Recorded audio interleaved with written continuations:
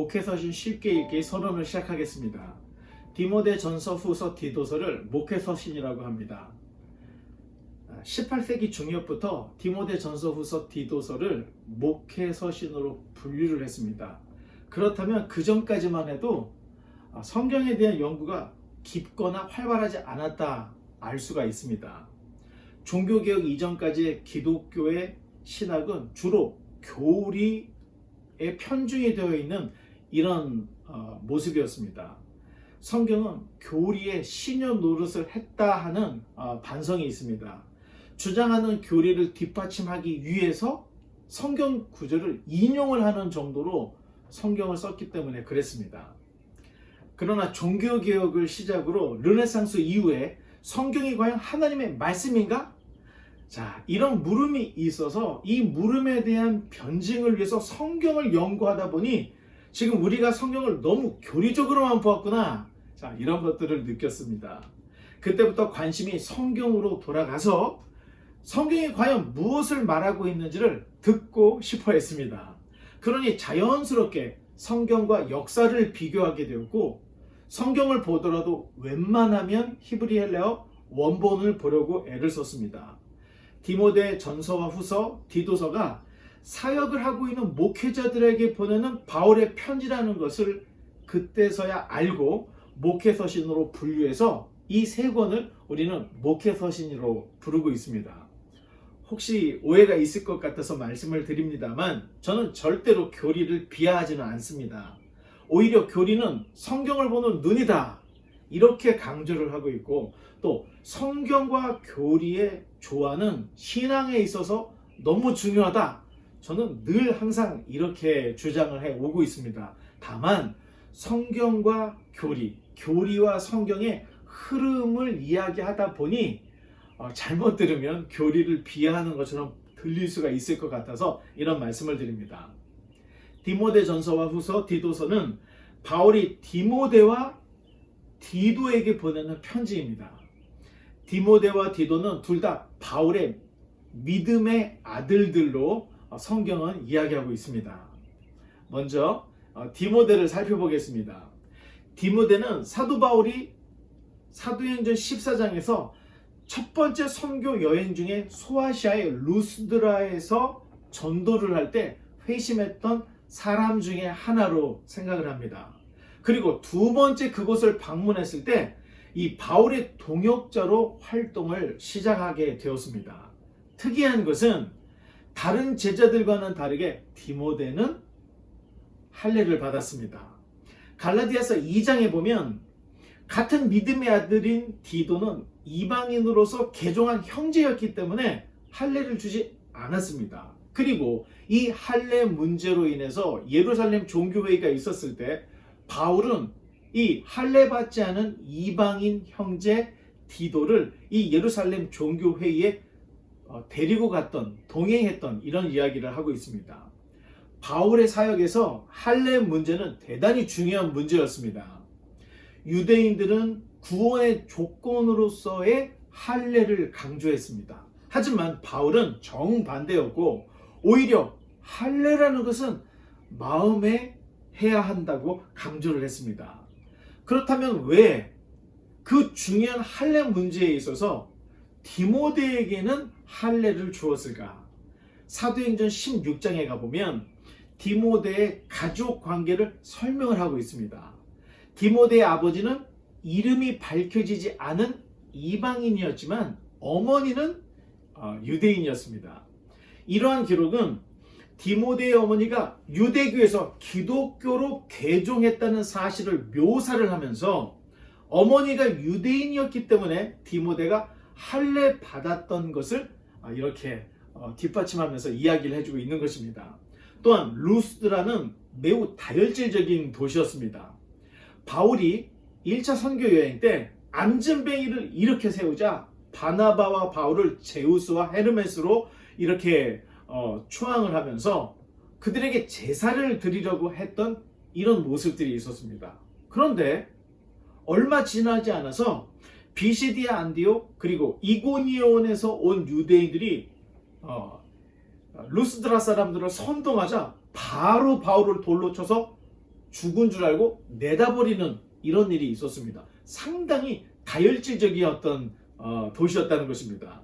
자, 이런 도시에서 디모데가 개종을 하여 바울을 따라다녔다 한다면 아마 디모데는 제대로 사역 한번 하지 못하고 암살을 당하거나 분명히 테러를 당하지 않았을까. 자, 바울은 디모데의 어머니가 유대인이었기 때문에 할례를 받게 했던 이유를 설명하면서 디모데로 인해서 분쟁이 최소화하기를 원하는 마음으로 이 디모데에게 할례를 주었던 것 같습니다. 자, 이제 디도로 넘어가겠습니다. 디도는 완전히 헬라인이었습니다. 디도가 언제 어디에서 바울을 만나서 개종을 하고 사역에 합류가 되었는지 사실 우리가 성경을 아무리 살펴봐도 성경 안에서는 그 근거를 찾기가 참으로 어렵습니다. 특별히 초대교회 역사를 담고 있는 사도행전에 이 디도라고 하는 이름이 한 번도 언급이 되고 있지 않기 때문에 더 어렵습니다. 학자들이 이것 때문에 지금도 애를 먹고 있습니다. 디도는 디모데와 버금가는 바울의 제자임에도 불구하고 누가는 왜 사도행전에서 디도의 이름을 한 번도 기록을 하지 않았을까? 정말로 의문스러운 일입니다. 어떤 학자는 디도가 누가의 친척 내지는 형제였을 것이다. 자, 이렇게 주장을 합니다. 누가는 사도행전을 기록하면서 자기 자신의 이름을 한 번도 쓰지 않았습니다. 어쩌면 이게 누가의 성경을 쓰는 방식 내지는 성격이었다 생각할 수가 있는데 누가가 너무 부끄러워서 부끄러움을 너무 많이 타서 이 이름을 아예 빼버렸을 것이다 라는 생각도 있지만 또 한편으로는 너무 겸손해서 감히 내가 내 이름을 이런 마음으로 자기 이름을 쓰지 않았던 것이 아닌가 저희는 이렇게 추정을 해봅니다. 더욱이 디도는 디모데만큼이나 바울에게 신임을 받던 제자였지만 디모데는 사도행전에 여러 번 등장을 하는 반면에 디도의 이름은 한 번도 나오지 않습니다. 그러니 우리가 추측할 수 있는 것은 어쩌면 누가와 디도가 가족 내지는 친척 관계가 아니었을까? 자, 이런 이야기들도 있습니다. 그래서 그런지 디도라는 인물에 대해서 우리는 굉장히 낯섭니다. 디모데 하면 믿음의 아들 딱 나오지만 사실 디도도 믿음의 아들임에도 불구하고 디도 굉장히 우리에게는 낯설기만 한 이름입니다. 하지만 신약 성경으로 깊이 들어가서 사도행전과 또 바울이 쓴 편지들을 우리가 비교하면서 깊이 읽어보면 이 디도라는 인물이 디모데보다 더 유능했던 제자였던 것을 우리가 조금씩 발견할 수가 있습니다. 어쩌면 디도가 디모데보다 더 일찍 바울을 만났을 것으로 봅니다. 바울이 사역 초기에 쓴 갈라디아서 2장을 보면 안디옥 교회가 이방인과 연관된 문제로 꽤나 시끄러웠던 것 같습니다. 이방인이 기독교 신앙을 가질 때 할례를 받아야 하나? 또 기독교로 개종한 이방인과 유대인이 함께 식사를 할 수 있는가? 자, 이런 문제는 정말로 언젠가는 일어날 문제였는데 이것이 시리아 안디옥에서 일어났던 것입니다. 그런데 이 문제로 인해서 예루살렘에서 종교회의가 있었습니다. 이때 바울은 이방인으로서 헬라인으로서 예수님을 믿었지만 할례를 받지 않았던 이 디도를 데리고 갔습니다. 디도는 기독교로 개종한 할례 받지 않은 완전한 헬라 사람이었습니다. 어찌 보면 디도는 기독교 신앙의 실험대에 올랐다. 우리는 이렇게 볼 수 있습니다. 헬라인으로서 할례도 없는 이 디도라는 사람이 과연 예수님을 통해서 하나님의 백성이 되었는가? 사도행전에는 누가가 이 예루살렘 조교회를 굉장히 함축적으로만 기록을 했기 때문에 우리는 상상을 할 수밖에 없습니다. 아마도 제 생각에 여러 사도들이 이 디도에게 질문도 하고 하지 않았을까 생각하는데 이 검증 끝에 분명히 디도에게서 아무 흠을 찾지 못했을 거다 이렇게 생각합니다. 그런 면에서 본다면 바울의 전략이 제대로 성공한 것이다. 자, 이렇게 볼 수 있습니다. 결국 예루살렘 종교회의에서는 이방인 형제에게는 할례의 자유를 선포하는 자, 이런 결론이 난 것을 볼 수 있습니다. 물론 이 문제로 인해서 바울은 안디옥 교회의 후원을 잃어버린 것이 아닌가. 자, 이렇게까지도 우리가 생각을 해볼 수 있습니다. 그렇다면 디도가 바울을 만난 것은 제1차 전도 여행 이전으로 볼 수 있습니다. 디모데는 1차 전도 여행 때 개종을 했던 사람 중에 하나였고 2차 전도 여행 때 사역에 합류를 했습니다. 그런데 디도는 1차 여행 전 예루살렘 종교회의 이전부터 개종을 했던 헬라인이었고 또 바울을 가까이에서 지냈던 이런 사람으로 우리가 볼 수 있다는 겁니다. 어쩌면 아예 안디옥 교회에서 디도의 믿음이 시작이 되어서 그때부터 디도는 바울의 제자격으로 늘 바울과 함께 다닌 것은 아닌가. 자, 우리는 이렇게도 생각을 해볼 수 있습니다. 자, 이런 정황을 미루어 볼 때 디도는 디모데보다 훨씬 먼저 바울의 제자였고 어떻게 보면 누가보다도 먼저 바울을 만났는데 누가가 바울을 만나게 한 것도 어쩌면 그 중간에 디도가 있지 않았을까 생각을 합니다. 좀 전에 말씀드렸다시피 이 누가와 디도가 친척 내지는 가족일 것이다 라고 생각을 했을 때 이미 디도는 사도 바울을 알고 사도 바울과 사역을 했다 이렇게 생각을 한다면 어쩌면 이 누가가 의사 출신이었습니다. 그런데 이 사도 바울이 굉장히 몸이 허약했고 또 온몸이 다 종합병원일 정도로 몸이 좋지 않아서 어쩌면 이 디도가 누가를 바울과 만나게 해주지 않았을까. 자, 여기까지도 우리는 생각을 해볼 수 있습니다. 바울이 디도를 처음 만났을 때는 매우 평범한 이방인 중에 한 사람이었을 것입니다. 그러나 시간이 흐르면서 디도는 정말로 훌륭한 사역자로 성장을 하였고 바울이 어려운 일을 맡기면 그 일을 아주 시원스럽게 해결했던 제자로 소문이 나 있었습니다. 그 대표적인 예가 바로 디도가 고린도 교회를 정상화시킨 데에 있습니다. 사실 바울에게 있어서 고린도 교회는 정말로 큰 부담거리 교회 중에 하나였습니다. 아볼로가 가면 아볼로파가 생기고 또 바울파가 있고 또 베드로를 들먹이며 베드로파 또 그리스도파 뭐 이렇게 하면서 교회가 늘 시끄러웠던 것을 볼 수가 있습니다.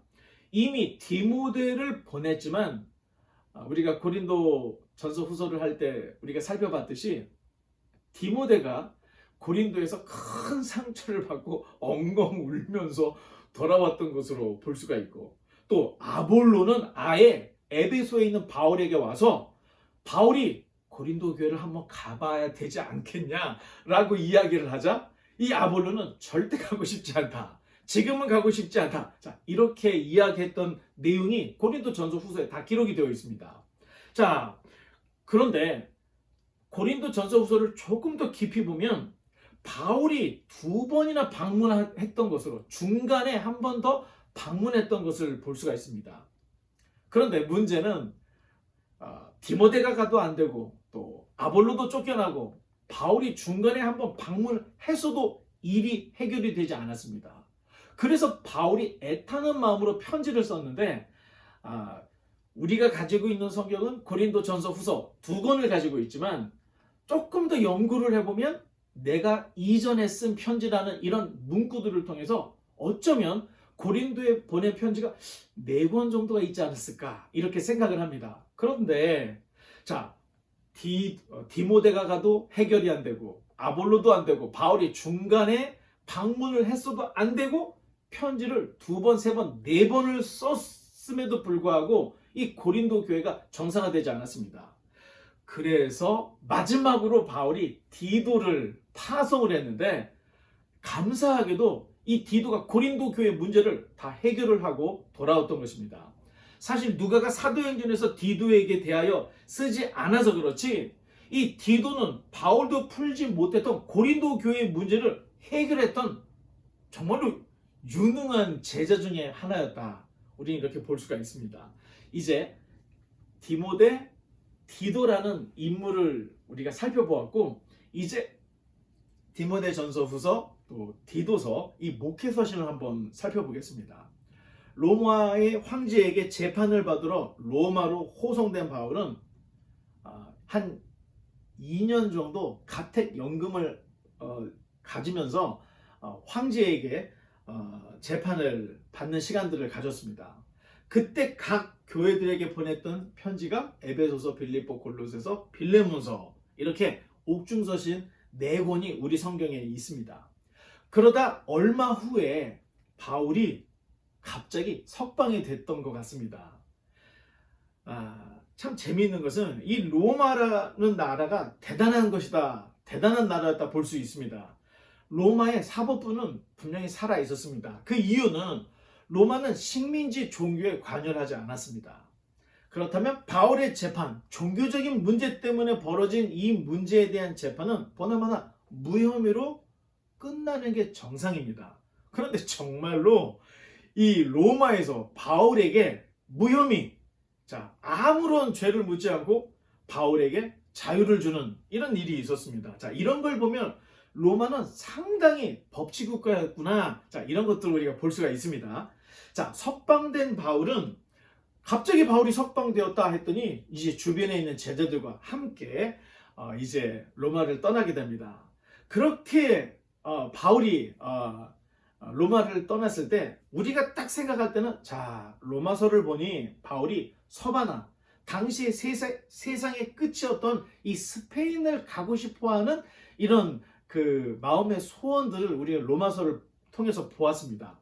그렇다면 2년간의 가택연금 기간이 끝났으면 이제 바울은 세상 끝인 스페인으로 갔을 것이다, 이렇게 생각할 수 있습니다만 꼭 그렇지는 않았습니다. 땅끝, 즉 스페인에 가서 복음을 전하면 이제 예수님이 올 것이다. 그것을 기대하고 예수님의 재림을 바라보는 마음으로 스페인에 갔을 것 같지만 그렇게 하지 않았습니다. 그리고 자신이 개척한 교회들을 둘러보고 아직도 복음을 듣지 못했던 곳을 찾아서 온 세계에 복음을 전하는 것이 급선무다. 바울이 2년 동안의 가택연금 기간에 생각이 바뀌어버린 것입니다. 그래서 추록하자마자 일행을 대동하고 제일 먼저 건너간 곳이 그레데였습니다. 그레데. 지도를 보시면 로마였습니다. 로마에서 쭉 넘어서 이 그레데 섬으로 바울의 일행이 이곳으로 첫 번째 방문을 하게 됩니다. 이 그레데는 바울이 사도행전에 바울의 어떤 그 사역과 전도의 여행을 보면 그레데는 한 번도 가지 않았습니다. 그리고 예루살렘에서 로마로 갈 때에도 그레데를 가지 않았습니다. 그 옆을 지나가기만 했던 도시였는데, 섬이었는데, 추록을 하자마자 바울이 첫 번째 방문했던 곳이 바로 이 그레데 섬이었습니다. 이 그레데는 크레타 문명의 발상지입니다. 이 크레타 문명은 이 지중해 주변에 굉장히 영향력을 행사했던 굉장히 역사적으로는 실력 있는 문명이었습니다. 그러나 로마 시대의 크레타, 그레데는 악평이 난무했습니다. 그레데 사람은 게으르고 거짓말을 밥 먹듯이 한다. 그레데 하면은 이런 악평들이 있었던 섬이었습니다. 그런데 사역을 마치고 에베소로 건너가기 전에 바울은 이 그레데에서 사역을 하고 이 그레데에 남겨놓을 사람으로 디도를 선정하게 되었던 것입니다. 어떻게 보면 거짓말쟁이가 많고 또 게으른 이런 도시에서의 사역이라는 것은 아마 굉장히 어려운 사역이었을 것입니다. 아마 바울 생각에 디도 아니면 안 되겠구나, 분명히 이런 생각을 갖고 디도를 이 그레데 섬에 남겨둔 것 같은데, 디도와 몇몇의 제자들을 이 그레데에 남겨두었습니다. 아마도 디도를 중심으로 이러한 사역자들이 이 그레데를 굉장히 복음화하지 않았을까, 여기까지 생각을 해볼 수 있습니다. 에베소로 건너간 바울은 이제 편지로만 자신을 소개했던 골로새, 라오디게아, 히에라폴리스. 자, 로마에 있을 때 네 권의 편지 중에 두 곳으로 보냈는데 하나는 빌립보로, 하나는 에베소, 골로새에서 사역을 하고 있는 빌레몬에게 보냈습니다. 그런데 골로새를 보면 라오디게아에 보낸 편지를 너희들이 읽고 너희 편지를 라오디게아로 보내라, 이런 이야기를 볼 수 있는데, 사실 이 지역은 골로새, 라오디게아, 히에라폴리스 이 세 군데 삼각형의 이 도시들이 굉장히 가깝고 친근한 도시였습니다. 그러니 어떻게 생각해 보면 바울이 에베소에서 두란노에서 성경 강좌를 하고 있을 때 수많은 아시아에 있는 바울의 제자들이 길러졌습니다. 그리고 그 제자들이 흩어져서 교회를 개척을 했는데, 그 중에 라오디게아, 골로새, 히에라폴리스, 자, 이런 곳에 제자들이 흩어져서 교회를 세웠던 것으로 볼 수가 있습니다. 그 이유는 바울이 2년 동안 가택연금을 당하고 있을 때 이 골로새 사역자들이 바울을 방문해서 이야기를 했고, 바울이 골로새에 편지를 썼던 걸 봤을 때는 가보지는 않았지만 제자들이 교회를 개척을 해서 여러 교회들이 있었구나. 자, 우리들은 이런 것들을 볼 수가 있습니다. 자, 그래서 이때까지만 해도 바울은 이곳을 가보지 않고 편지로만 문안 인사를 하고 글을 썼습니다. 그러니 요번 추록 때 그레데에 갔다가 에베소에 갔다면 에베소에서 분명히 가보지 않았던 라오디게아, 골로새, 히에라폴리스, 자, 이런 교회들을 다 한 바퀴 순회를 하지 않았을까 생각을 합니다. 그리고 거기에서 다시 드로아를 통해서 마게도냐의 빌립보로 갈 계획을 했습니다. 그런데 그냥 가지 않고 바울이 이 에베소에 두 번째, 어쩌면 첫 번째죠. 첫 번째 믿음의 아들이었던 디모데를 여기다가 딱 떨어뜨려 놓고 바울은 마게도냐로 이제 건너가게 됩니다. 자, 바울이 마게도냐로 갔다면 처음 방문하는 교회는 마게도냐의 첫 번째 성 빌립보 교회일 수밖에 없다는 겁니다. 자, 이 빌립보 교회, 우리가 지난 시간까지 빌립보서를 살펴봤는데, 자, 빌립보 교회는 유오디아와 순두계가 이 두 여성 리더들이 힘겨루기를 하고 있었던 이런 상황이었던 것을 우리가 빌립보서를 통해서 보았습니다. 그런데 바울이 쓴 이 빌립보서를 통해서 유오디아와 순두계가 그 말씀에 순종을 하고 이제 교회가 평안을 되찾았을까요? 아니면 여전히 그 문제를 안고 있었을까요? 자, 여러분들이 속으로 한번 대답해 보시기 바랍니다. 아쉽게도 문제가 해결이 되지 않았던 것 같습니다. 그러니 빌립보에서 바울이 시간이 오래 지체되게 생겼구나, 자, 이렇게 생각을 하고 지금 사역을 하고 있는 이 사역자들에게 목회 지침서를 주고 있는 것입니다. 잘 알다시피 디모데는 굉장히 여린 사람이었습니다. 그런데 그런 사람이 에베소에서 사역을 하고 있습니다. 그러니 바울이 가만히 생각해보니 내가 갈 수 없으니 이제 디모데에게, 에베소의 교회에 편지를 쓰는 것이 아니라 디모데에게 편지를 쓰기를 목회자는 또는 사역자는 이렇게 해야 한다. 자, 이런 내용을 기록한 것이 디모데 전서입니다. 디모데 전서에서 바울이 강조하고 있는 것은 한 3가지 정도로 우리가 요약을 할 수 있는데, 첫째, 우선 진리의 말씀을 잘 가르치라고 신신당부를 하고 있습니다. 말씀을 가르치지 않는다면, 말씀을 가르치지 못한다면 사역자의 이 사역이 3분의 2가 날아가는 것입니다. 두 번째, 교회 공동체가 지켜야 할 기본적인 질서와 신앙에 대한 조언을 해주고 있습니다. 교회도 어떻게 생각하면 조직체이기 때문에 조직 안에서의 질서와 신앙의 매너들이 분명히 있어야 됩니다. 자, 이런 것들을 가르치고 있습니다. 세 번째, 끝으로 교회의 재직을 세우는 일에 대하여 이렇게 조언을 하고 있습니다. 자, 재직하면, 오늘날의 재직하면은 집사, 권사, 장로, 안수집사, 이렇게 생각을 할 수 있습니다.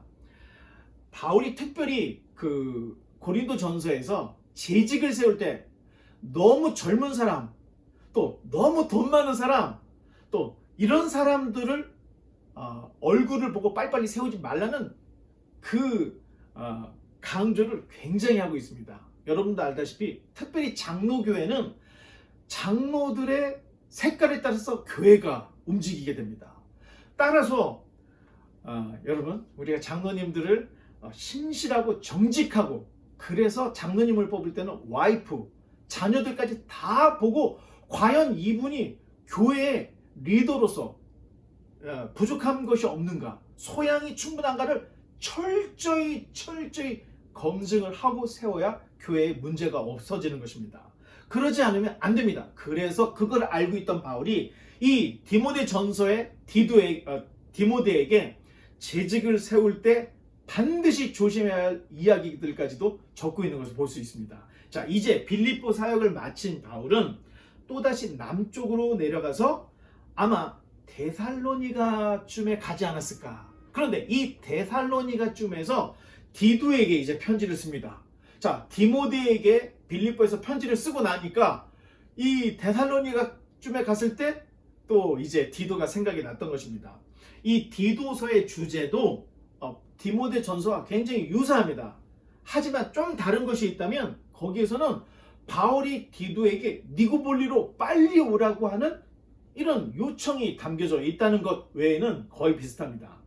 로마서 15장에는 바울이 로마인들에게 이런 말을 하고 있습니다. 자, 자기가 예수 그리스도의 그 풍성한 은혜에 따라서 열심히 사역을 하는데 어디서 어디까지?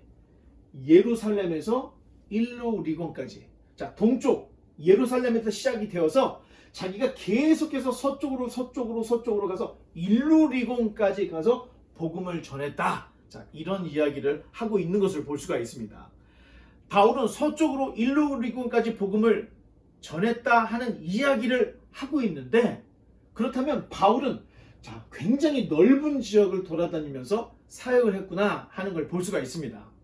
그런데 지금 바울이 추록을 해서 그레데섬, 에베소 여러 군데를 들렸다가 빌립보, 데살로니가까지 갈 쯤 됐을 때에 계절이 겨울이었던 것으로 볼 수가 있습니다. 이 일루리곤은 겨울에 굉장히 춥습니다.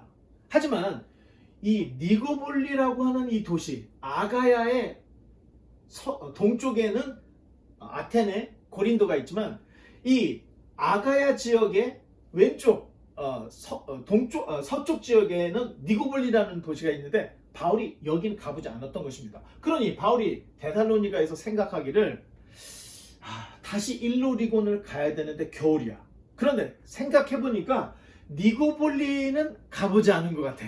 그래서 이때 바울이 니고볼리로 가서 겨울 동안에 겨울을 여기서 나면서 니고볼리에 큰 집회를 열면서 이 니고볼리 도시를 한번 복음화를 시켜보자. 자, 이런 계획을 가지고 있었던 것이 아닌가, 이렇게 추적을 해볼 수가 있습니다. 자, 여기까지가 바울이 썼던 편지 중에 바울의 활동 계획 내지는 바울의 이런 모습들이 니고볼리, 디도서에 나와 있는 이 니고볼리라고 하는 이 도시로 바울의 그 행적이 이 정도에서 이제 마무리가 됩니다. 아마 바울의 계획은 64년 겨울에 니고볼리에서 전도 집회를 하고 이제 65년 봄에는 다시 북쪽으로 올라가서 일루리곤 지방을 방문해서 복음을 전하고 쭉 가서 로마까지 들어갈 계획을 세운 것이 아닌가, 이렇게 생각을 해볼 수 있습니다. 이 편지를 받은 디도는 분명히 니고볼리로 가서 바울과 합류를 했을 것으로 볼 수가 있습니다. 그러나 이때가 바로 로마 황제 네로가 거의 미쳐버리는 상태였습니다. 시기적으로 64년 7월 19일에 로마에 대화재가 있었고 그 원인을 기독교로 돌린 때가 바로 이쯤의 시기였습니다. 이제 디모데 후서를 보면 디모데 후서는 앞서 보낸 디모데 전서하고는 연속성이 없습니다. 자, 그런 면에서는 디모데 전서 후서가 둘 다 디모데에게 보내졌지만 고린도 전서 후서 또 데살로니가 전서 후서처럼 무엇인가의 어떤 편지 주제나 내용이 이렇게 연속성이 있는 이런 내용을 찾아볼 수가 없습니다. 디모데 후서는 디모데 전서하고는 굉장히 별개의 편지처럼 보여진다는 것입니다. 정확하게 확인할 수는 없지만 이 니고볼리 사역을 전후로 바울이 이때 다시 체포가 된 것이 아니라 가능성이 굉장히 높습니다. 이미 바울은 복음 때문에 황제에게 재판을 받은 이력이 있었습니다. 이때는 교회가 네로 황제의 이 화제의 희생양이 된 때였기 때문에 어딜 봐도 바울에게 있어서는 다 불리한 상황이었다. 자, 우리는 이렇게 볼 수 있습니다. 바울이 체포되자 바울과 함께 사역을 했던 전도팀이 다 흩어지게 되면서 그 중에는 도망가는 이들도 있었겠지만 끝까지 바울 곁에 남으려고 했던 이런 제자들도 있었습니다. 그러나 바울은 이 제자들을 다 흩어보냈습니다. 당신은 저리로 가시오, 당신은 저리로 가시오, 빨리빨리 흩어지십시오 하면서 이 바울과 함께 끝까지 남으려고 했던 사역자들을, 물론 도망간 이들도 있었지만 원래 지금 자기가 사역을 해야 할 그런 곳으로 보냈던 것을 볼 수가 있는데, 단 누가만 바울과 함께 있었고 체포되어서 이 로마로 호송된 것으로 디모데후서는 기록을 하고 있습니다. 특별히 바울은 디도를 달마디아로 보냈다. 자, 이런 내용이 디모데후서에 있습니다. 이 달마디아의 다른 이름이 바로 일루리곤입니다. 이곳은 바울이 65년 다음에 64년이 지나고 65년 봄에 꼭 방문을 하려던 곳이었습니다. 그러나 바울이 체포되자 바울은 마지막 미션으로 자기의 오른팔의 오른팔보다 더 오른팔 같은 이 디도를 이 일루리곤 달마디아로 딱 보냈다. 디모데후서에 이렇게 기록이 되어 있습니다. 바울이, 번역에 나와 있지 않지만 바울이 마지막에 쓴 이 목회 서신을 보면 마지막 순간까지 사역의 끈을 놓지 않으려고 하는 이 사도의 애잔한 모습을 우리가 느낄 수가 있습니다. 왜 바울이 디도를 달마디아, 이 일루리곤으로 보냈을까? 에베소서 2장 7절에 보면 이는 그리스도 예수 안에서 우리에게 자비하심으로써 그 은혜의 직기풍성함을 오는 여러 세대에 나타내려 함이라. 바울은 로마서에서는 자기가 세상의 끝이었던 스페인으로 가고 싶다, 이런 얘기를 했습니다. 그런데 옥중에 있었던 바울이 쓴 에베소서 2장 7절에는 오는 여러 세대라는 말을 쓰고 있다는 겁니다.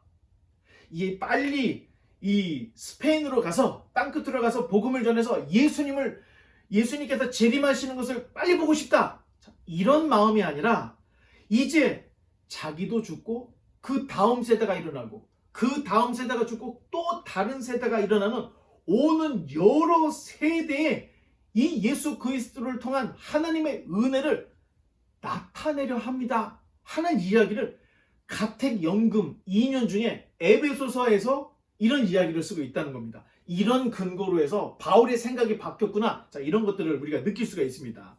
목회자, 사역자, 주님의 종들은 마라나타, 주님이여 빨리 오시옵소서, 이런 기대, 이런 열망, 소망도 중요하지만 사역자라고 한다면 주님이 오시기 전까지 한 사람이라도 증거하고 복음을 전하려고 하는 이런 열정, 구령의 열정이 있어야 한다는 것입니다. 오늘 여러 세대에 이 은혜의 증거할 사명이 있기 때문에 바울이 체포가 되어서 일루리곤까지 가지 못했지만 가장 믿을 만한 제자였던 디도를 일루리곤, 이 달마디아로 보냈다. 그런 의미에서 바울은 디도를 달마디아, 일루리곤으로 보낸 이야기로 편지가 거의 맞춰지고 있습니다. 만약 부활이 없다면 아마 바울도 한 얘기입니다. 이 세상에서 가장 불쌍한 것이 바울 자신일 거다, 이런 얘기를 했던 기억이 있습니다. 그러나 그는 빛 가운데 살아계신 주님을 배웠고 그 몸에 예수의 흔적을 가지고 죽음을 눈앞에 두고도 디모데후서에 이제 나에게는 의의 면류관이 예비되어 있다, 이런 신앙의 고백을 가지고 있었던 사도였습니다. 그러니 바울은 분명히 죽음을 두려워하지 않았던 제자였을 것이다 생각을 합니다. 사실 우리에게 있어서 사후세계, 죽고 난 다음은 굉장히 중요합니다. 왜 바울이 이렇게까지 열심히 사역을 했을까? 그 사역의 이유를 바울은 예수 그리스도의 부활에 참여하기 위함이다. 이렇게 이야기하고 있습니다. 여러분들도 알다시피 사람이 죽으면 끝이다. 자, 이렇게 말하는 사람도 있습니다. 또 윤회한다. 뭐 이런 얘기도 있고 여러 가지 이야기가 있지만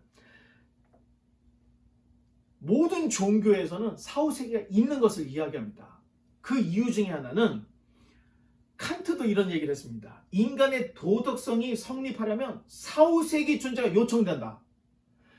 죽고 나면 끝이라고 한다면 이 땅에서 왜 우리가 의롭게 살아야 될 동기, 목적, 의무, 이유가 없지 않습니까? 그런데 죽음 이후에 삶이 있다. 사후세계가 있다고 한다면 지금 내 삶을 똑바로 살아야 되겠다고 하는 동기부여가 된다는 겁니다. 그러니 칸트도 인간의 도덕성이 성립하려면 사후세계가 요청해야 된다. 이런 이야기를 했던 것인데 바울이 부활에 참여하기 위해서 이 고난을 다 감수한다. 감내한다. 자, 이런 이야기를 편지마다 썼던 것을 우리는 기억해 볼 수 있는데 그렇다면 여러분 우리도 생각을 해야 한다는 것입니다. 지금 내가 살아가고 있는 이 모습이 과연 주님 앞에서 부족함이 없고 부끄러움이 없는가?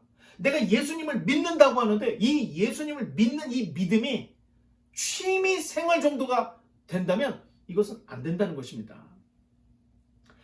그런 면에서 본다면 바울은 예수 그리스도를 따르는 것, 예수 그리스도의 제자, 예수 그리스도를 닮아가는 모습이 무엇인지를 자기 삶으로 보여준 정말 위대한 선생님 중에 하나가 아닌가 이렇게 생각을 합니다.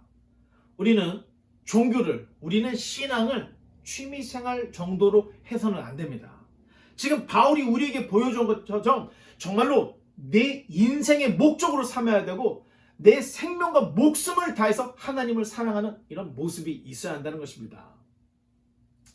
예수님께서 33세에 십자가에 달리셨다 생각을 한다면 대략 AD 30년 요때를 초대교회가 시작된다고 계산을 해보면 바울이 66년에서 67년 사이에 순교했다고 가정을 할 때 바울의 사역은 대략 한 30년 정도가 됩니다. 지금이야 우리가 90세를 바라보고 100세를 바라보지만 과거의 30년은 인생의 어찌 생각하면 대부분일 수도 있습니다. 그런데 바울은 1차, 2차, 3차 추록 후에도 선교 여행을 했기 때문에 4차까지도 생각을 할 수가 있는데 자, 이 거리를 계산을 해봤더니 약 2만 킬로미터, 마일로는 1만 2,428마일입니다. 자, 이 정도의 거리라고 한다면 지구를 반바퀴 돈 이 정도의 거리입니다. 예수님을 만난 이후 바울은 자기 인생 전체 30년 동안을 지구의 반바퀴를 돌 정도로 온 세계를 돌아다니면서 복음을 증거했던 이런 모습을 우리에게 보여주고 있다는 것입니다.